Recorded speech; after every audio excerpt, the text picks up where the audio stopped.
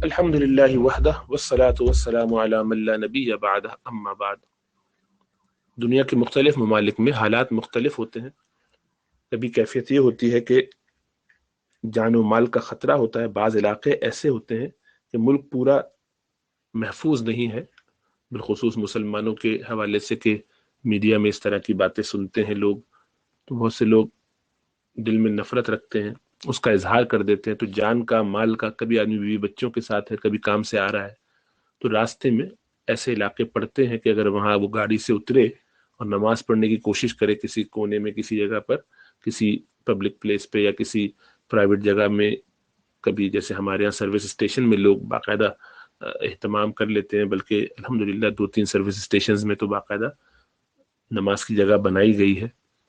تو یہ برطانیہ میں یا اور یورپین کچھ ممالک میں تو اس طرح کی سہولت میسر ہے، لیکن دنیا کے ہر ملک میں ایسا نہیں ہے، اور خود برطانیہ میں بھی ہر علاقے میں ایسا نہیں ہے۔ تو جن جگہوں پر جان کا مال کا خطرہ ہو اور لوگوں میں اویئرنس کم ہو، عوام الناس میں، وائڈر کمیونٹی کے لوگوں میں، کہ وہ کبھی نفرت کی وجہ سے کوئی ایسے واقعات اور اس طریقے کے خطرات پیدا کر دیتے ہوں، تو کیا اس صورت میں نماز کا وقت آ جائے تو گاڑی میں بیٹھ کے ہی نماز پڑھ لینا بہتر ہے، یا یہ کہ نماز کو قضا کرے اور پھر گھر آ کے نماز پڑھے؟ اس کے بارے میں 2-3 باتیں ذہن میں رکھنی چاہیے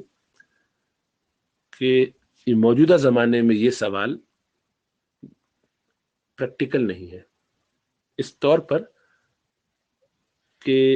آپ جہاں جا رہے ہیں اور جہاں سے گزر رہے ہیں اس کے بارے میں آپ کو معلوم ہوتا ہے۔ یہ انجانا زمانہ نہیں ہے کہ آپ کسی جگہ سے گزرتے گزرتے، سفر لمبا ہے، 1 مہینے کا ہے، ہفتے بھر کا ہے، اور اونٹ سے اترے تو مصیبت ہو جائے گی اور چلتے چلے جائیے۔ آپ جس علاقے میں جا رہے ہوں گے آپ کو اس سے کئی دن پہلے معلوم ہے کہ آپ وہاں جانے والے ہیں۔ یہ انجانے میں اس راستے پہ آپ نہیں چلے گئے ہیں، آپ کی روٹین ہے تو بھی آپ کو معلوم ہے، اور پلان کر کے کہیں جا رہے ہیں تو بھی آپ کو معلوم ہے۔ تو جس جگہ آپ جا رہے ہیں اس میں آپ اپنے ٹائم کو پہلے سے پلان کیجئے۔ جیسا میں ہماری کوتاہی یہ ہوتی ہے کہ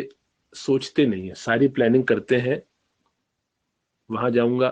اس کانفرنس میں جاؤں گا، وہاں پہ کھانے کا وقت ہوگا تو اس طرح سے کھانے کا بندوبست کروں گا، استنجا کی ضرورت پڑے گی تو یہ ترتیب ہوگی۔ کبھی تو لوگ یہ بھی کرتے ہیں کہ بوتل لے جاتے ہیں، اس میں پانی لے جاتے ہیں۔ الحمدللہ نماز کی بھی فکر ہوتی ہے کہ وہاں کانفرنس میں اگر نماز ادا کرنی پڑے گی تو کیسے ادا کروں گا، یا نماز ساتھ چھوٹی سی پاکٹ والی رکھ لی، یہ سب اہتمام کرتے ہیں۔ لیکن راستے میں اگر کوئی مجبوری ہوگی تو کیا کروں گا، اس کا سوچتے نہیں۔ تو یہ تو نہ سوچنا یا کوتاہی کرنا تو ہمارا اپنا قصور ہے، تو اس قصور کا انجبار بھی ہمیں ہی کرنا ہے، اور وہ یہ کہ باقاعدہ اہتمام کر کے تیاری کر کے جائیں۔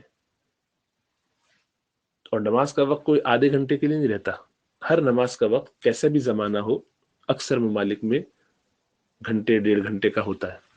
اور ایسا نہیں ہوتا کہ آپ جس علاقے میں چلے جا رہے ہیں وہ 1 گھنٹے تک، اس کے بعد کوئی ایسی جگہ آئے نہ کہ جہاں آپ کوئی سنسان علاقہ نہ پائیں کہ جس میں آپ بآسانی موٹر وے پہ، سائٹ پہ، کہیں ایمرجنسی میں روک کے نماز نہ پڑھ سکتے ہو، کار پارک میں کہیں نماز نہ پڑھ سکتے ہو، سروس اسٹیشن میں کہیں نماز نہ پڑھ سکتے ہیں، اس کے ارد گرد کوئی ایسا علاقہ نہ آ جائے کہ جہاں بہت سارے لوگ موجود ہوں اور مسائل کا امکان کم ہو، یا جو بھی کیفیت ہو۔ تو چونکہ یہ سب چیزیں ہیں موجود اور پاسبلٹی ہے، اس لیے اصل میں تو یہ ہماری کوتاہی ہے کہ ہم پہلے پلان کر کے نہیں گئے۔ تو ہمیں پہلے پلان کرنا چاہیے اور ایسی کسی صورتحال سے بچنا چاہیے کہ ہمیں کہیں ایسی جگہ پر نماز پڑھنے کے لیے اترنا پڑے، خاص خواتین ساتھ ہوں، بچے ساتھ ہوں تو اور زیادہ احتیاط۔ اب یہ ہو گیا اگر واقع، تو کیا کیا جائے ایسی صورت میں؟ اگر واقعتاً پھنس گئے ہیں اور جگہ بالکل سنسان ویران ہے، یا ایسی جگہ ہے جہاں لوگ ہیں لیکن خطرہ ہے کہ ذرا ان میں منافرت ہے، وہ ریسزم کی وجہ سے یا کسی بھی وجہ سے خطرہ پیدا ہوتا ہے، تو اس صورت میں فوراً وہاں پر نماز گاڑی میں تو پڑھ لے، لیکن گھر آ کے اس نماز کو لوٹائے بھی، جس طرح سے جہاز میں کیا جاتا ہے کہ چونکہ بیٹھ کے نماز پڑھی جاتی ہے اور فرض، قیام، رکوع، سجدہ تینوں چھوٹ جاتا ہے، تو اس صورت میں وہ نماز جہاز میں بھی پڑھتے ہیں اور پھر گھر آ کے اس کو لوٹاتے بھی ہیں۔ تو یہی کام یہاں پہ بھی کیا جائے گا۔ اللہ ہمیں سمجھنے اور عمل کرنے کا شعور عطا فرمائے۔